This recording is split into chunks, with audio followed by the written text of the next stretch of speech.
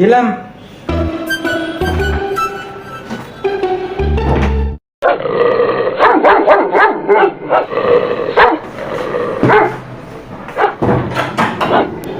কিরে গেলি না? চলে যাচ্ছিলাম, ভাবলাম তোমাদের কাজ কাম কে করবে, তাই আবার চলে আসলাম।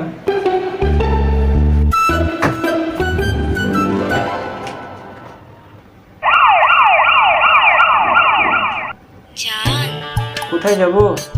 আরে জান, আরে বাবা, যাওয়া যেখানে পেয়ে এখনই বাড়িতে ফিরে আসলাম। 1 মিনিট।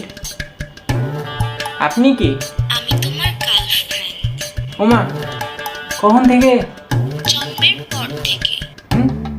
আমি তো 5-6 বছর কোনো মেয়ের সাথে কথাই বলিনি, গপ হবে কোত্থেকে?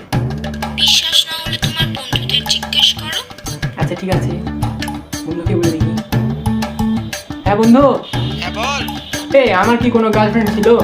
আরে সেটা আমি কিভাবে বলবো? তাও ঠিক, তুই কিভাবে জানবি? আচ্ছা দেখি, মেয়ে যখন নিজে থেকেই বলছে তাহলে আমার কি সমস্যা? 5-6 বছর তো এমনিও কোনো মেয়ের সাথে কথা বলিনি, মেনেই নি। হ্যালো, ঠিক আছে, তুমি যখন বলছো তাহলে আজকে থেকে তুমি আমার গার্লফ্রেন্ড, মেনে নিলাম। আমি জানতাম তুমি মেনে নিবে। प्यार की राह में 2 hours later জান, একটা কাজ করবে? আরে বলো, তোমার জন্য সব করে ফেলবো। আমি না একটা সমস্যায় পড়েছি। কি সমস্যা? রেস্টুরেন্টে এসে দেখি ব্যাগ আনতে ভুলে গেছি। এখন এরা আমাকে ছাড়ছে না।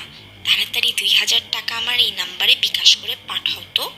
কিন্তু আমার কাছে তো অত টাকা নাই। আচ্ছা আমি দেখছি, সমস্যা নেই। আমি থাকতে তোমার কোনো বিপদ আমি হতেই দিব না, তুমি খালি থামো। আমার কাছে নাই তো কি হয়েছে? বাড়িতে তো কিছু না কিছু থাকার কথা।